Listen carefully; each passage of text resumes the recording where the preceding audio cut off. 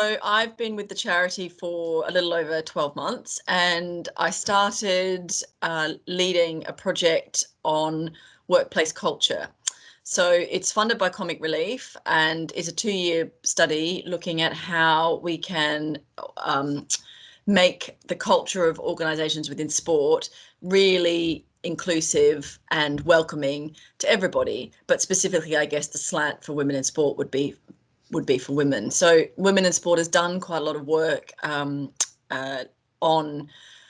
the sort of the numbers, if you like, of women in sports organisation, and there was a big piece of work that we did back in sort of 2017 time around, called Beyond 30%, and it was really looking at how, and that led to the governance code change, where national governing bodies are required to have at least 30% of women on their boards. And so that was great, and that was, we achieved a lot through that. But I think from that work came a sense that it was very well to put more women on boards and to make boards more diverse. But actually what you have to do is you have to create a culture within the wider organisation, not just the boardroom, to make sure that everyone, particularly women for us, because that's our slant, can thrive in that organisation and feel like they really truly belong.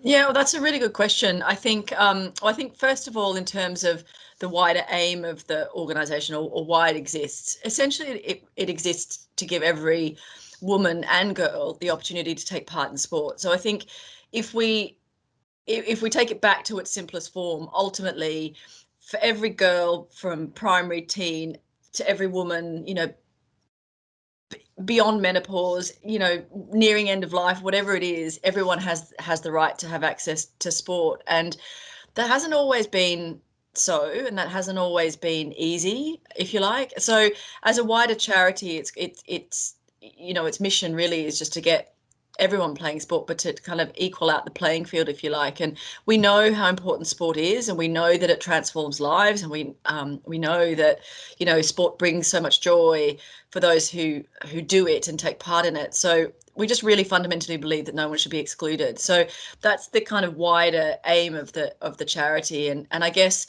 for us, it's making sure it's both making sure that women and girls have access to sport, but also making sure that the infrastructure is set up in such a way that it's easy to get into it, stay into it, and so from my perspective, the management perspective of it is that if you have people working in these sports organizations that are women, not just men, you're much more likely to be able to think about the needs of girls and women, and think about what you need in terms of the sports infrastructure to create an environment where those people feel as though they're truly welcome and that they can see themselves playing the sport because they see themselves reflected in the organisation and the volunteers and the management.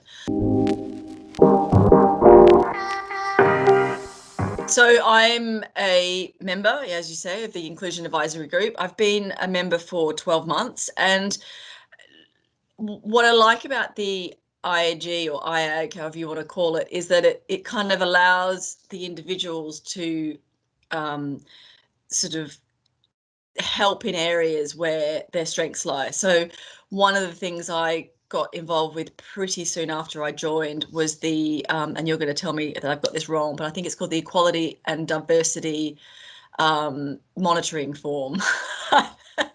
And so I got involved helping some of your colleagues within Surrey FA do the survey and think about how we were going to ask the right questions, make sure that we covered off all the protected characteristics in a way that wasn't too clumsy or too awkward for people to answer, because there are a lot of questions that need to be asked. And we need to just be really sensitive of the fact that some of these people would have been filling this form out online. Some of these people would have been filling them out in person. Some of them would be, young. So it was how to make that form and that survey, that data capture, if you like, comprehensive, but also simple. And that was really important for the association, because without knowing the numbers, it's really hard then to plan for the diversity and the inclusion piece. So unfortunately, COVID kind of got in the way and scuppered the plans of collecting that data completely. But so that was one of the things I got involved in, and I'm sure I'll stay involved in that going forward if I'm required. The other thing I've done is helped on some grant writing, funding applications. So it's really just where I can add value and where there's a need. We meet about every 2 months, and it's nice to kind of hear what's going on within the wider organisation and think about how we can contribute.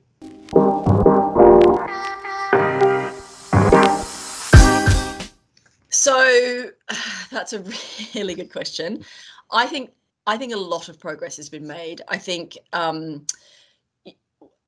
when I think back to my own childhood, the only time I used to see women on TV was playing sport, I should say, was when the Olympics was on. And, it wasn't easy to access women's sport. When I was in my teens and in my early adulthood, if I wanted to watch netball, which was the game that I played at the time, you had to look really hard to find a game of decent standard to watch on TV. They didn't even have the way of filming. I'm not the camera crew clearly didn't know how to even record netball. It was just sort of a static camera and the sort of game just played. So it was clunky. It was hard to access. Girls, it felt like girls were restricted to playing games like netball, doing gymnastics. I was never much of a gymnast. So I think when I look back, I think loads of progress has been made. Even the fact that there's a inclusion advisory group in the Surrey FA, the fact that we're talking about getting more women on sports boards, the fact that we're, the success of things like the Women's World Cup football, that, just so much has changed. And I think most sports clubs, I would say, recognise that increasing the pool of players, if you like, even if you don't necessarily think that, women and men should have access to the same things all the time. I think most clubs and people would agree that increasing the pool of players is the right thing to do, but also from a business perspective, just a commercial side, it's attractive because all of a sudden you reach new target markets. So I think most people agree that it's something to aim for, but I do think the change is really frustratingly slow. I think it's one of the reasons why I joined the IAG, the Inclusion Advisory Group, I should say, was because I couldn't find sport. I couldn't find football specifically for my daughters. They were 5 and 7 at the time. We moved here. My husband's British, and we moved back from Australia back to the UK, and I couldn't find football for them. I tried so many clubs. I rang and I was relentless, and I just couldn't find anything. And I thought, I can either be part of the solution. I can either moan about it and just kind of constantly say this is ridiculous, or I can try and help be part of the solution. And I think, because I've grown up knowing how important sport is, it felt really important to me to try and figure out how this could change, because I just didn't think it was right that they would walk past a field full of boys playing competitive football at the same age, but yet they weren't able to play competitive football because they were a girl. And that was a really hard thing for me to kind of realize, that what I'd been used to and what we'd been doing in Sydney wasn't available here just because it just wasn't. And it's kind of apathy, I think, and lack of motivation to change stops a lot of things from changing. And a lot of times you go, oh, we don't have the pitch space. Oh, we don't have the coaches. Oh, there's always excuses thrown up. So I think, yes, a lot has changed, but gosh, a lot still has to change. And I really, I really think we could do a lot more. We could work a lot harder. And I think it was really, sometimes these moments happen, and I think it was really acute to me when I tried to find football. I also tried to find gymnastics, and I got told there was a 3-year wait list. And I said, oh, I'm sorry, did you mean 3 months? And they said, no, we really meant a 3-year wait list. And I thought, why do people and that's a sport that would, that often people think is a women's sport. So it just, look, we could do so much more, I think, to get girls, particularly young girls, playing sport. And I think, honestly, really believe if we can get them playing sport from an early age, then we keep them in sport. Then that's really important.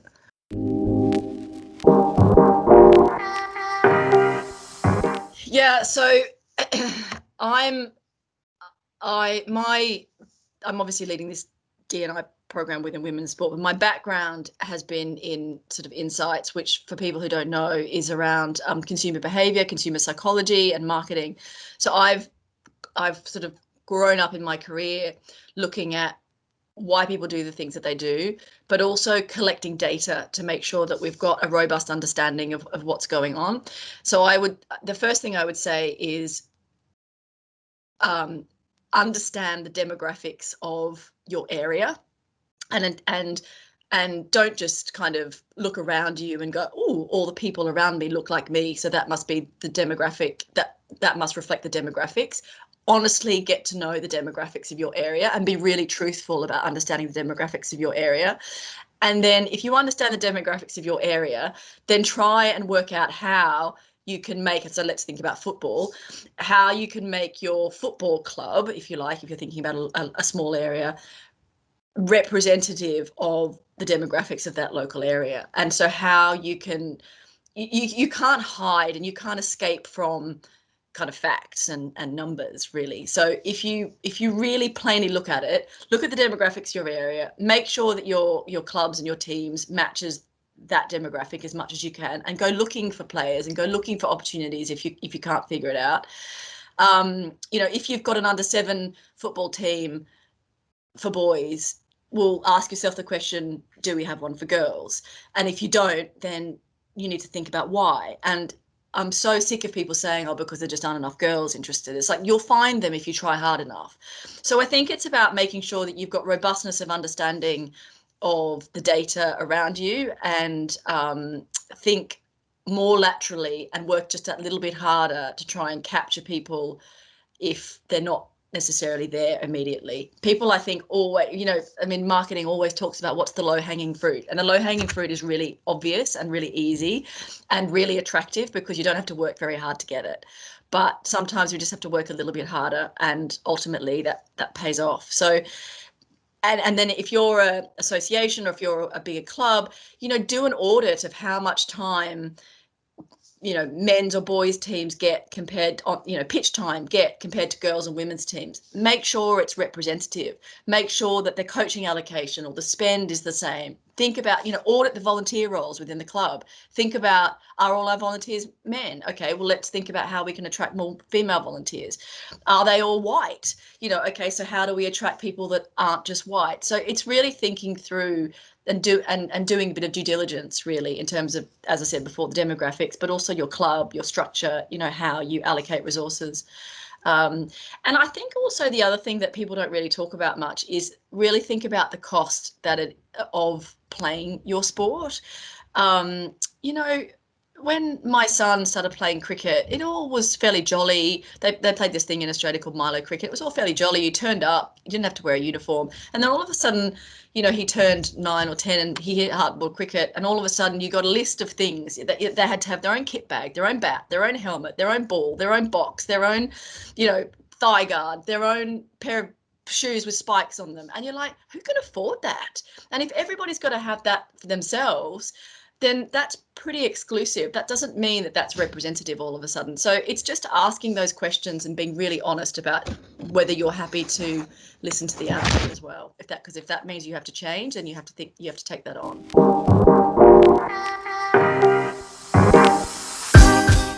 Advice to myself or my former self or my younger self would be, just get out and do it. Find something that you really love, because sport is the most amazing thing if you find the right thing for you.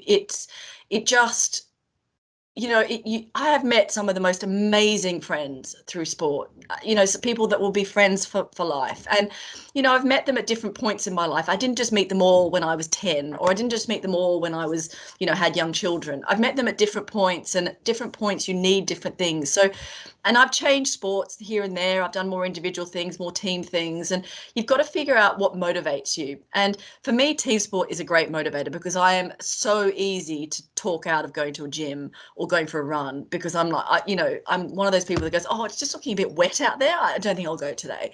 But team sport's really good for me because it means I'm committed to something, and it means I'll turn up and I try very, very hard for the sake of the team. So if that's what motivates you, then go and find something. It could be netball, it could be football, it could be rugby, it could be, whatever it is. There's just not an excuse anymore not to take up sport because there is so many sports to take up. So I think just do it, just give it a go, talk to people, find out what works. Make sure if you're and I guess this is coming from my perspective, if you're a parent, make sure you role model playing sport to your children. Make sure that it's not always dad that takes the son to football and rugby, that mum gets involved too.